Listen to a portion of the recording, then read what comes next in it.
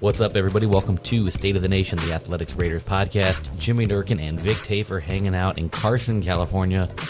Home Depot Center? No, not the Home Depot Center anymore. The StubHub Center. Used to be the Home Depot Center. Right. Way back when. And we just watched another Raiders loss, 26-10 to the Chargers. And pretty unentertaining loss. Pretty boring. Bad. It was bad, yeah. It was just it was close for a while. I'm not sure how it was close. And then I think it was close because both teams were just pretty bad. Yeah, the Chargers kind of like to realize, you know what are we doing? We should just blow these guys out. And I think they could have been. The score was not really indicative, I thought, of the margin of the game. I thought it could have been a lot worse. I think, early on, the Raiders' defense played pretty well. And then, to go to your point, like the Chargers just kind of figured out, you know what? If we just run screenplays, like all day, we can just score on these guys and just move down the field. I mean, we can run screenplays to tight ends, to running backs, whoever we want.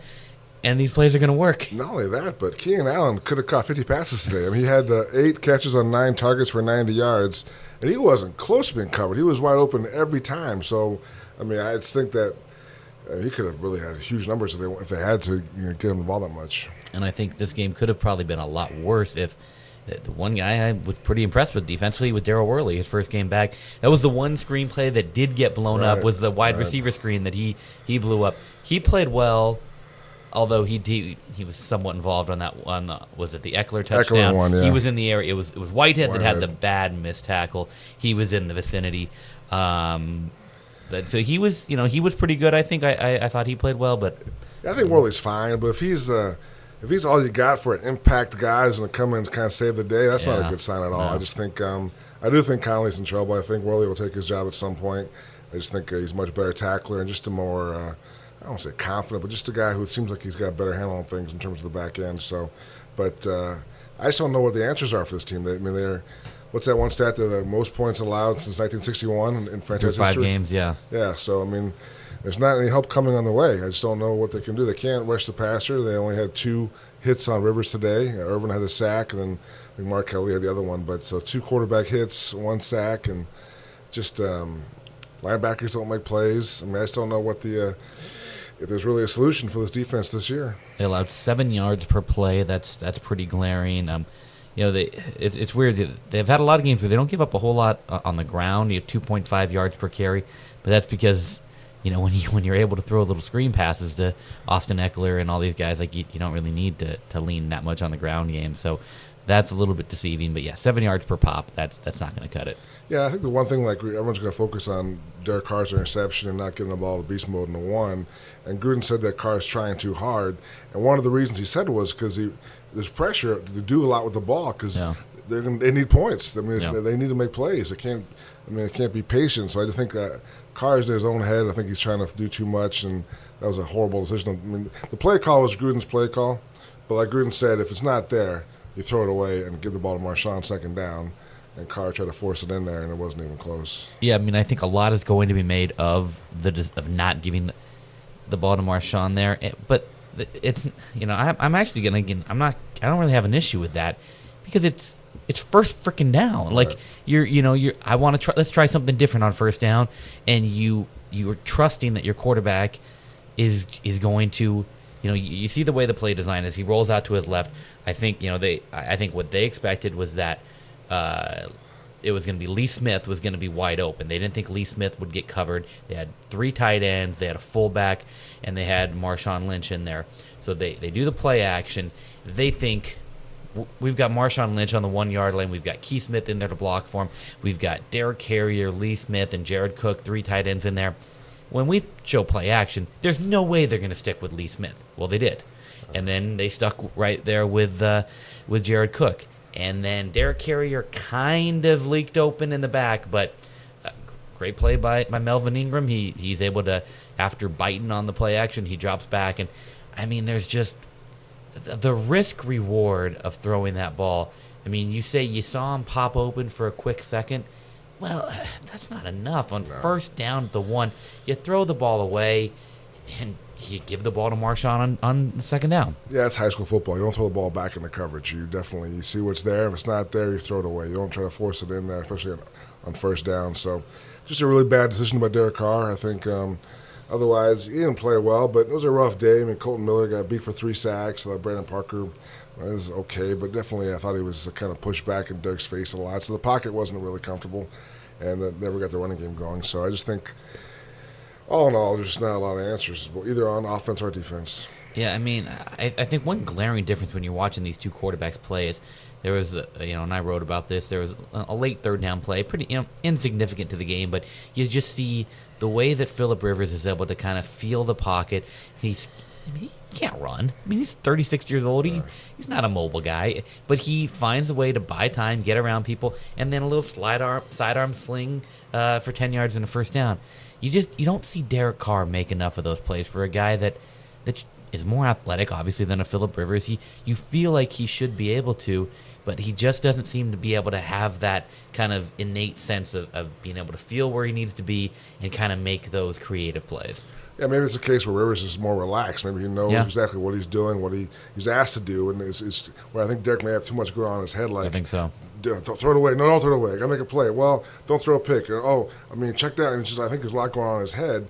I think, like John said, he wants to do a lot, and it's not working for him or for the offense. I mean, because you look at the way the season started out, first he was being too conservative. Now he's being too aggressive. So, I mean, you don't just completely absolve Derek, but you kind of understand why he's got a lot going on in his head, and he's not probably quite sure exactly what Jon Gruden wants out of him, just because he's being told a lot of different things. Yeah, I think John even said it. The play calling's not been great. John even owned up to it. Like, they had definitely some glaring cases today where, like, what are they thinking? I just think that Amari Cooper has one target, one catch. And that's not acceptable. And Gruden said, well, he was a primary guy on more than a one target, but what does that mean? I mean, and he said, I think what should have stopped there, but Gruden said, look, you know what, sometimes the opposition takes guys away from you. And I asked Cooper if that was what he thought was the case. He's like, Cooper's never going to complain. But Cooper's like, that didn't really happen today. I didn't get the sense because he knows when teams are locked in against him, they have guys helping out. But today it wasn't the case. He said there were a couple times he came down after the play and told Gruden and Carr, hey, man, on that last play, I was open. I'm not complaining, but just so you know, maybe look for me. Throw me the freaking ball. So I just think throw me the damn ball. He's not going to be openly frustrated, but I'm sure at home at night he's frustrated. I mean, he's had 3 games now under Gruden out of 5 with less than 20 yards receiving for a guy who's supposed to be, quote unquote, the centerpiece of the offense. As Gruden got hired, first thing he said, Mark Cooper is the centerpiece of my offense. He's going to be an elite top end guy who we go through to get our offense going.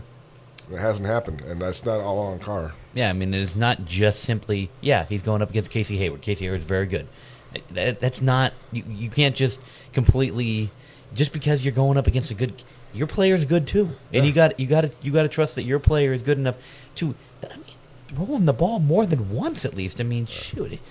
Move him around, put him in a slot. He can do things like, I've always said he can go and give him the ball in a reverse. He's a pretty athletic guy who you don't see that, but there's ways to get him going, to get him in the rhythm of games. And I think once he gets that going, you see in some games he just kind of takes off and gets that confidence going. I think he's also maybe wants to get in the flow of things early on to kind of get established. And when it doesn't happen, he gets cold. I'm sure there are plays he's not running the route fully out, and I think there's also problems with drops in the past. But I think there's no excuse for it. It's not his fault in the last couple of games where he's not getting the ball. Yeah, exactly. I mean, you look at some of the other issues today. I mean, 1 of 3 in the red zone, 1 of 3 on goal-to-go situations. Only getting 1 touchdown in those situations. That's just not good enough.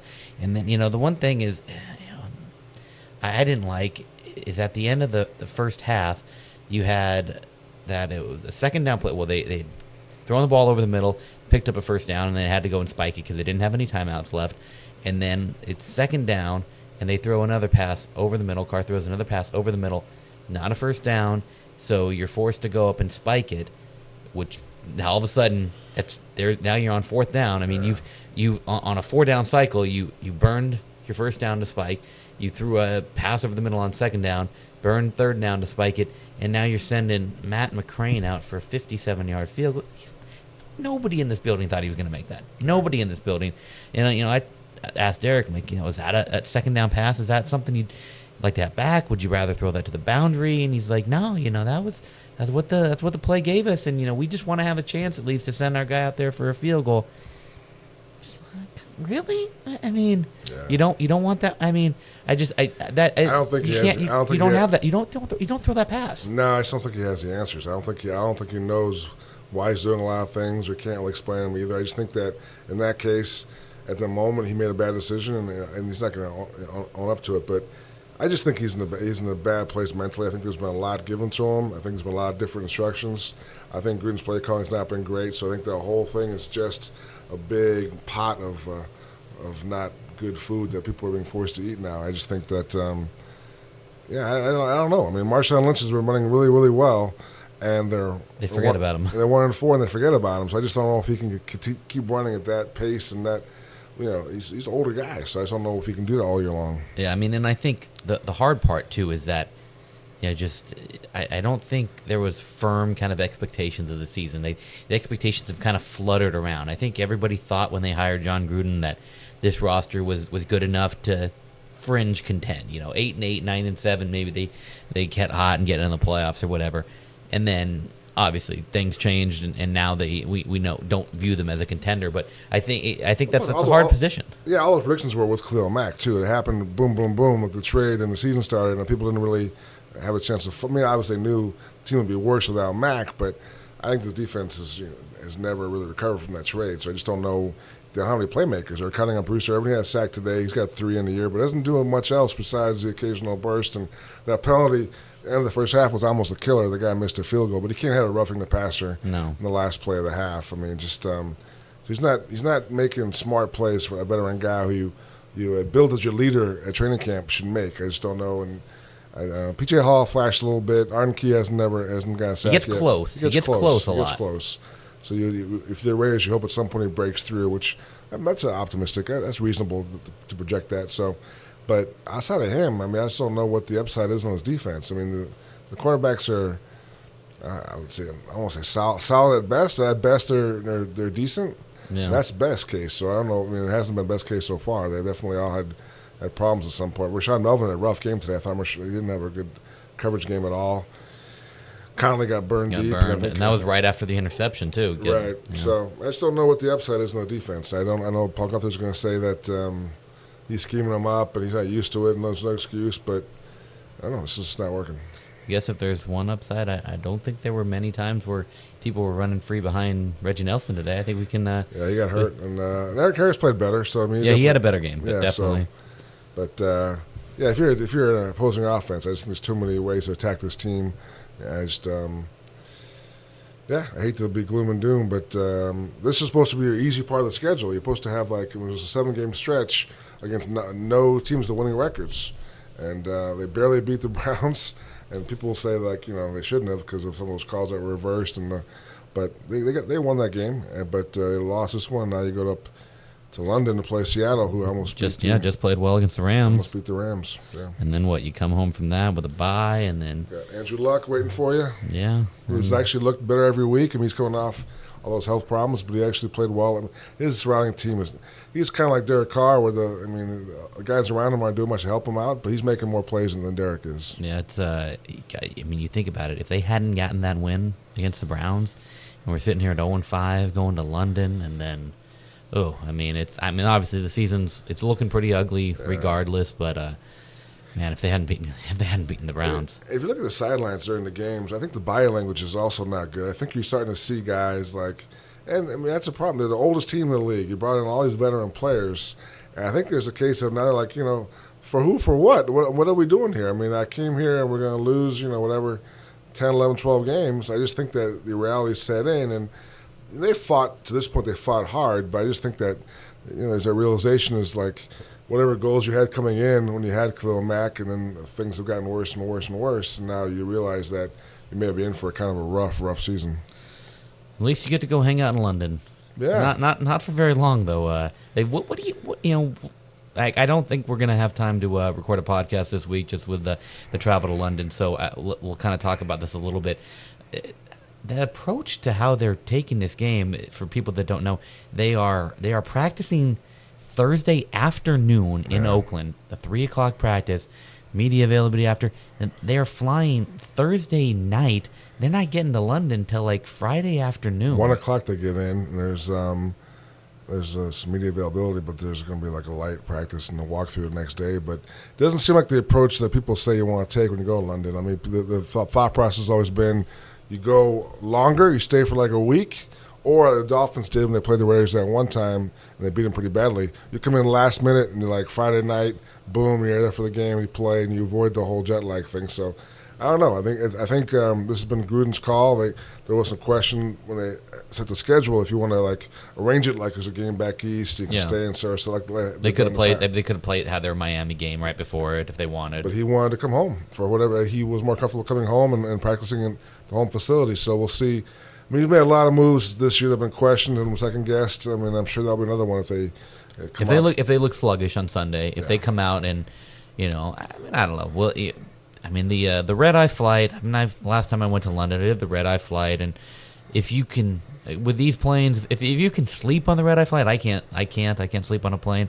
If you can sleep on that flight, then I guess you just figure you just went and did your travel while you laid down to bed. Then I guess you can pull it off, but I don't know. I mean the Seahawks are going in I think earlier, like on Tuesday. Yeah. Seems to be the approach you would want to go, but Gruden likes, as he said, I like being at home, and so they'll be at home, and I mean, I guess at this point, how much does it really matter? I mean, they're 1-4, and this season is not looking good. Yeah, we discussed this before. The key things for the season are going to be getting Carr and Gruden on the same page and being effective. Make sure they know what each other guy wants to do and scoring points.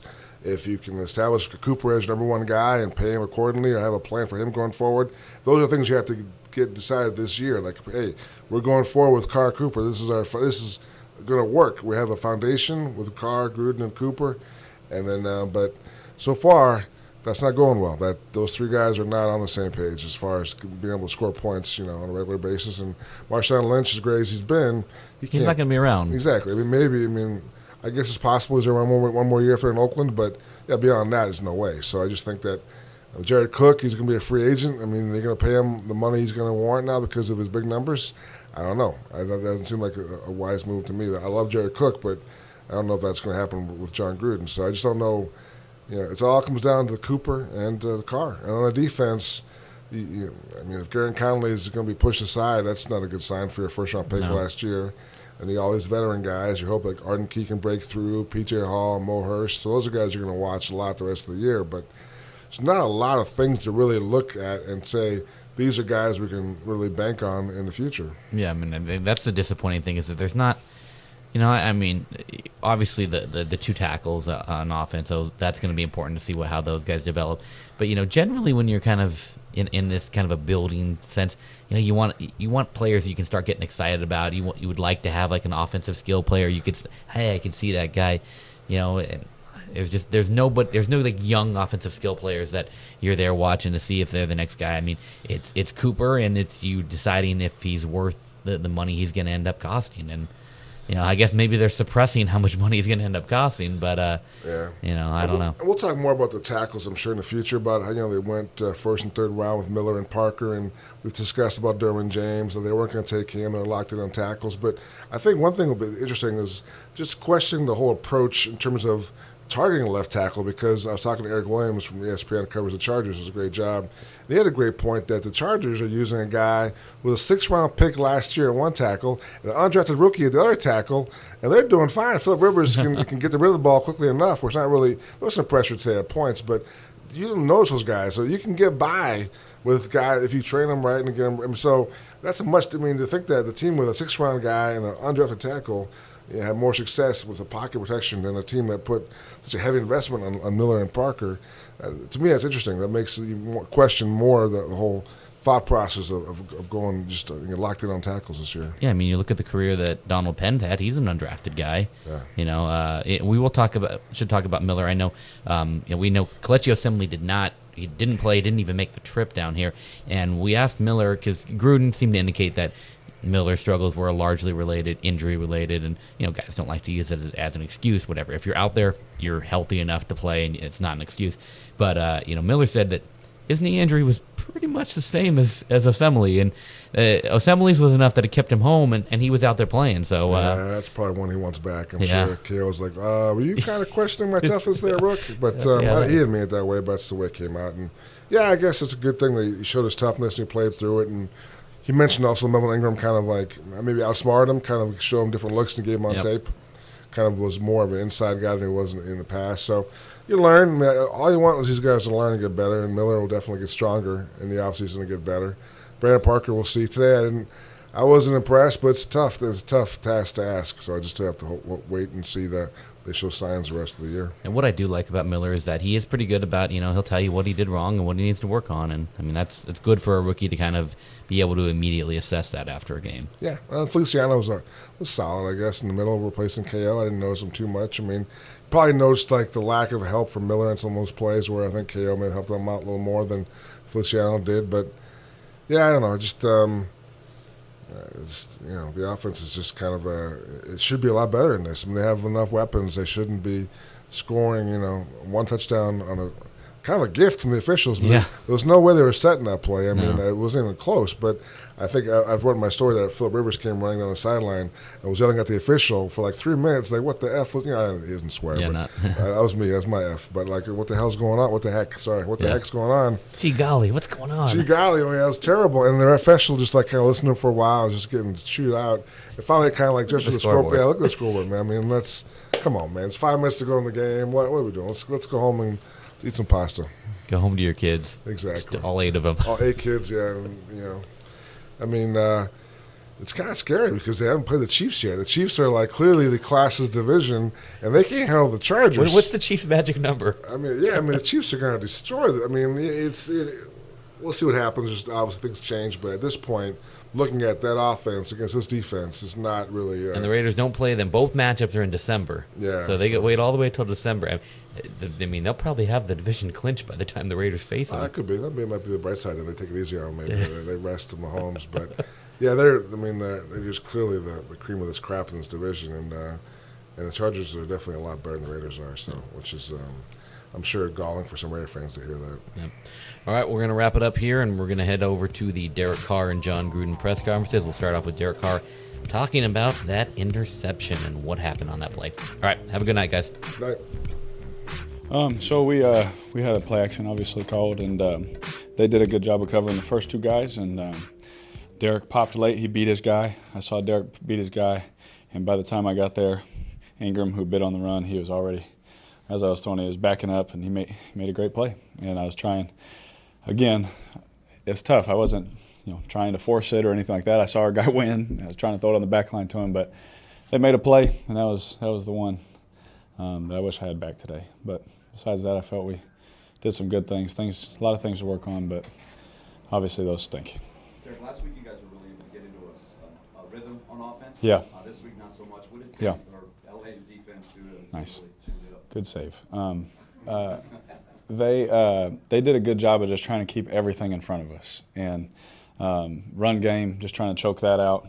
Pass game, getting really deep in their drops, trying to let you throw it underneath. I mean, that's that Seahawk type defense. Sometimes depends how they want to play it. They can do that, and on third down is where I think that the rhythm part. Whenever you pick up third downs, I think that's where the rhythm. It looks like, oh, here we go, we're moving. And I think early on we didn't do as well on third down. I think first 4 or 5 weren't so good, and then after that, we kind of started hitting. I think about 50% or something like that. And so that's where you want to be in that range, not missing on them, right? Amari was only targeted 1 time. Yeah. Were they making a concerted effort to take him away, or? Definitely. There's definitely situations where, depending on where he was lined up, they would do certain things. And I can think of 3 different ways of coverage. They were trying to do that, just different ways of trying to do that. Sometimes it's like that. And not only that, they put their best cover guy on him. And so, Coach probably said, coverage dictates a lot of things. I think Martavis had close to 100 yards. Our running back, again, was able to get a lot of yards. So, it just depends on how they want to play certain things. It's not like it's not like I'm not looking at him. It's not like I don't want to throw it to him. I trust all my guys. So it's not like that at all.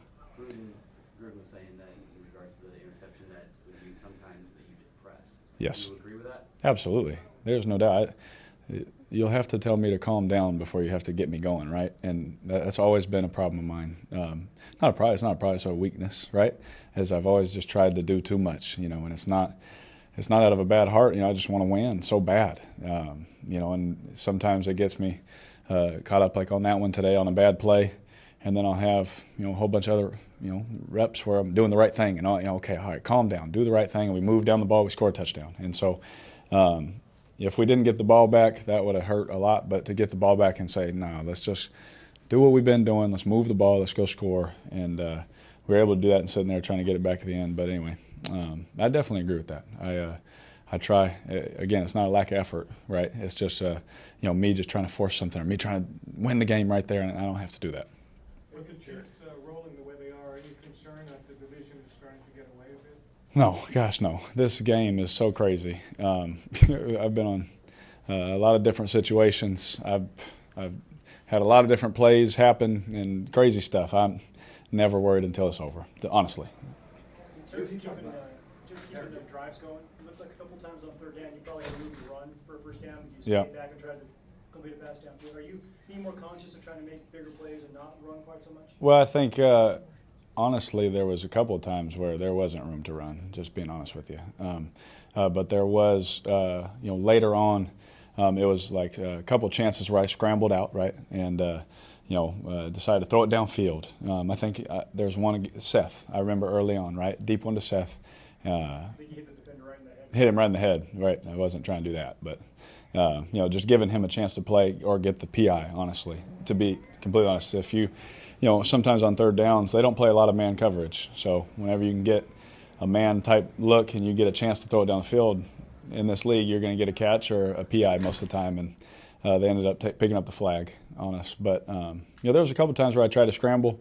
And, just the way they were rushing, it would shut some lanes down. But I'm not going to sit here and try and run for 100 yards. But there are times where I think we had one or two, or actually 3 or 4 times outside the pocket, at 5 if you count extended plays inside the pocket, where we were able to extend the play, hit the running back late or something like that. So it's not a thing that I'm consciously trying to do ever, but there's definitely times where I tried in the game.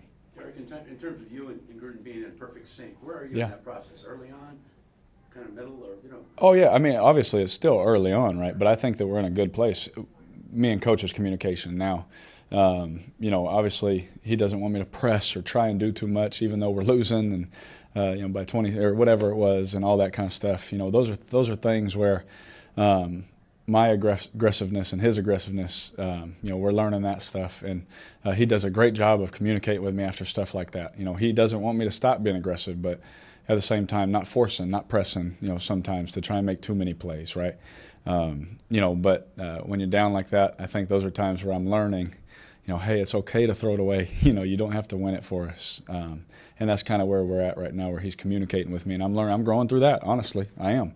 And I'm going to continue to work at it and listen to him. But our communication, all that, we're in a good place. But obviously it's early on, right? We're going to have things where we're going to communicate through and all that. But him and I, we're like this. We're moving forward always. We won last week. What's next? We lost this week. All right, do our best. What's next? And so that's how him and I roll. There was another drive earlier in the game where you guys had a first and goal at the 5 and settled for a field goal. Yep. How would you just assess the red zone offense overall? Yeah, I mean, we had opportunities, but I think penalties killed us early on. We had three false starts, things like that. We'll work on that. Can't do that, especially in the red zone. It's so hard against this kind of defense too, where they try and keep it all in front of them and all that. When you get down there, it's hey, we got to make those count. So we got to do a better job of not having penalties down there, hurting ourselves.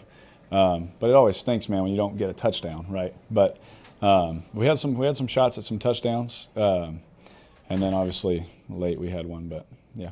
Your offensive line has been pretty consistent over the years. Yeah. You have 2 rookie offensive tackles. Yeah. Minus KO. What are some challenges of having those moving parts and having young guys that are very important? Yeah, obviously very important positions, right? I thought that they played awesome, especially against this front, right? Obviously the stats or whatever, stacks and all that. I mean, I don't care about stats, but, it is what it is. I thought they played really well for it, for it being a tough environment for them against some good rushers, a good blitz package, those kind of things. It's tough for veterans, let alone young guys, right?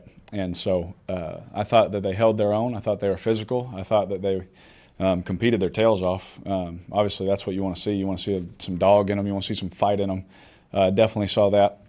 But they had some rookie things where they want to make, clean up, just like I did, just like some of our receivers, just like some of our backs, tight, whatever. Everyone has place. And so when you lose, it's easy to just find, rookie offense, let's blame him. It's nothing like that, man. I think they did a great job, to be honest. Derek, A couple more guys. When Marshawn first came, Yep. you said at the time, there's no way if we're on the 1 yard line, there's no way I'm not giving him the ball. Right. John today said that basically you hadn't thrown a touchdown pass from the 1 yard line all year. Right. Was today just a simple situation of just maybe overthinking things too much? No, I think it was a good play that they covered. They did a great job because on film it looked great, to be honest with you. And so they almost kind of fell into doing some good things on that one. And so obviously with Marshawn, we love to give him the ball and stuff like that, but we had shown some things and they showed on film. It was kind of like, this should be good. And obviously they covered it, didn't work out. But, it's been 5 games now where we've just bow. So,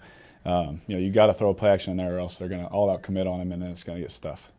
For the first 4 games, you've either been in the game, had the lead in the second half, and you won last week. And every week, even with the losses, you said, we still feel good. We're feeling positive. No doubt. Things we did against this team. How do you weren't able to do that this week? How do you Yeah. stay positive and keep that outlook? Well, it's easy for me, man. You know that. I'm always positive. And so I think that whenever you have a game where you don't go out there and have 500 yards, which isn't going to happen every week, to not let everybody down. But, you're going to play defenses sometimes where it's tough, and it's going to be tough sledding the whole game. And I think right now, especially in this game, we're just learning when it's tough like that, what's our communication like? What are we going to get to now? What's the plan now? And just like Coach and I were talking about, as long as him and I keep communicating and I keep doing exactly what he wants on the field, get me into this play versus this. Okay, get me into this play versus this look. So we're in such a production-oriented business, we forget the process of things. And if you start getting down during the process, there's never going to be any production, right? And so when it happens like this, you stay the course and you keep doing it, because we just came off a game with 500 yards against one of the best defenses that shut the Steelers and shut the Saints pretty much out, right? Shut them down. And so you come out here and you play and it didn't go 500 yards and things like that. You don't quit on what you've been doing. You stay upbeat, you keep working, and I think that goes for all of our guys. Obviously, no one likes to lose. Trust me. I don't get up early. I don't work hard to lose. But you have to understand that there's a process to this thing with our whole team, and we got to grind through it. We have to be tougher. We got to be more physical. We got to be practice hard. We got to train hard. Whatever it is, and that stuff will take care of itself. Last question, Jimmy. There was that last drive of the first half. The second down play. Yep. Timeouts left, and you throw over the middle. Yep. You guys have to clock it. And Yep. Sets up 4th down at a 57-yard field goal. Is Yes. that one you would like to have back? Get it No. to the boundaries or something, so you don't have to go up and clock it and have a long. Right, they were playing. It was a too high look. And I threw it over the middle to the back. Yeah, that we had. Obviously you can sit back and draw up anything and be like, oh, we should have did this or like that. But with what we had, my job is to make sure we get points. With no timeouts, it's going to be hard to get a touchdown, right? And so my job is, if they're going to drop that far, we get it to the back, we're going to have a chance at a field goal, right? And so again, I'm just trying to get points there. I wish I had something better for you, but when they drop off like that, getting points, having at least a chance to kick a field goal, and not taking a sack, waiting for something to develop, and then we no chance, right? So, Thanks, guys. thanks. It's a tough one today. I'll answer any questions that I can.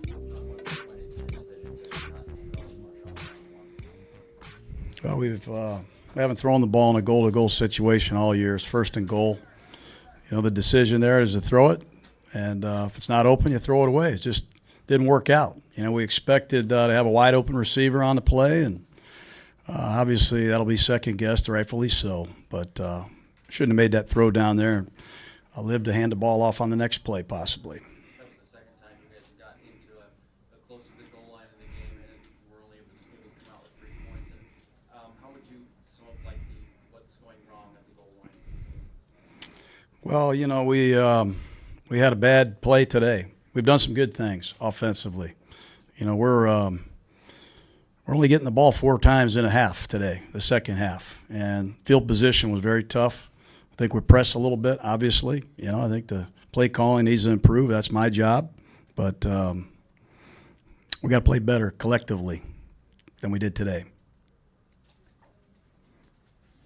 What did you see that led to some of Colton's struggles today? Ingram, you know, he's a very good player. You know, Colton is he's battling some injuries as well. He's not 100%. Most linemen aren't, but you know, I'm proud of our 2 rookie tackles. I'm proud of Feliciano. 3 guys stepped in there, and 2 turnovers hurt us today. We had one at midfield, one at the 1-yard line, and defensively, we've got to get off the field. We've got to get off the field and try to get some better field position somehow, some way.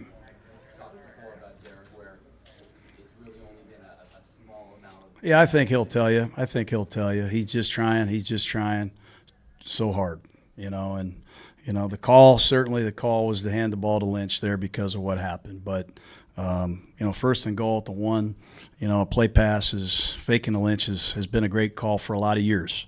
But I think he just presses in some moments. And he knows we have to do a lot with the ball when we have it. And I think that's what happened today.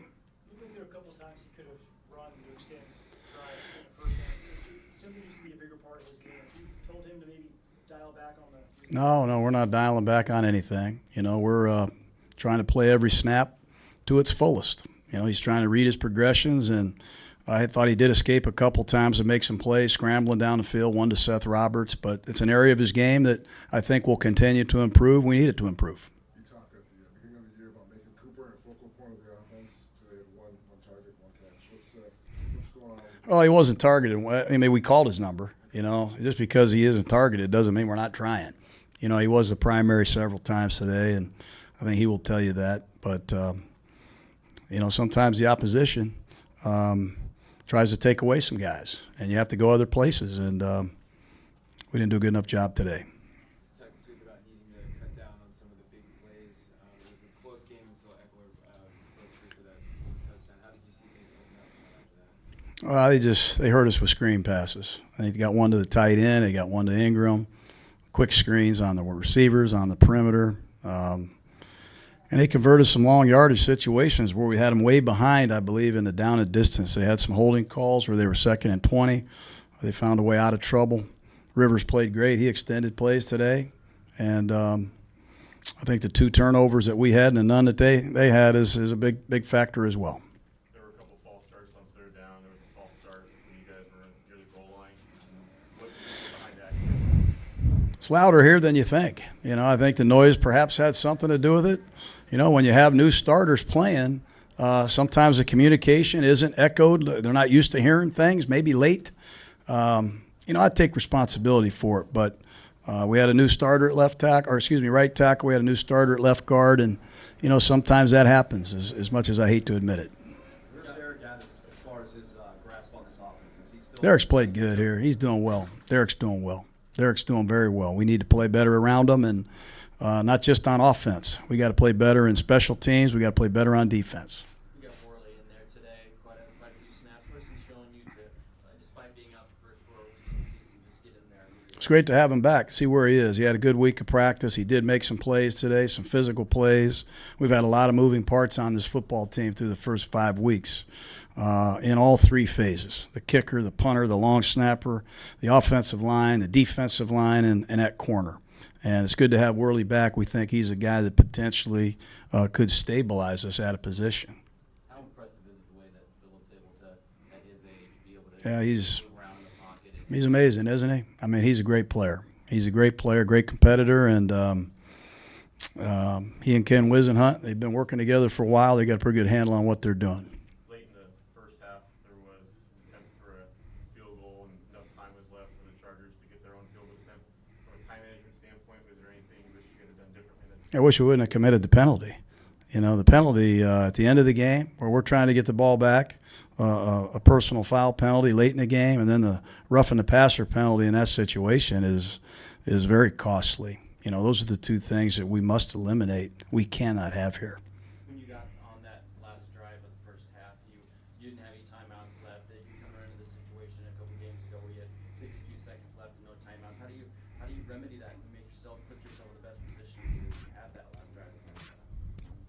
I'm not sure I understand your question. Well, if you want to get the ball back, we used our timeouts when they were in a goal-to-goal situation.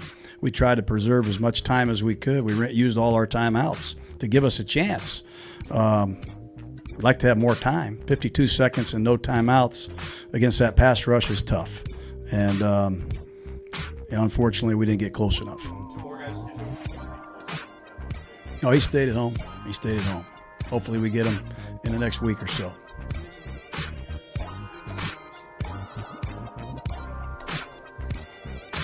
Can't say that I have. Just love the Raider fans. Wish we gave them a better show today. I'm disappointed, very disappointed. Thank you, guys.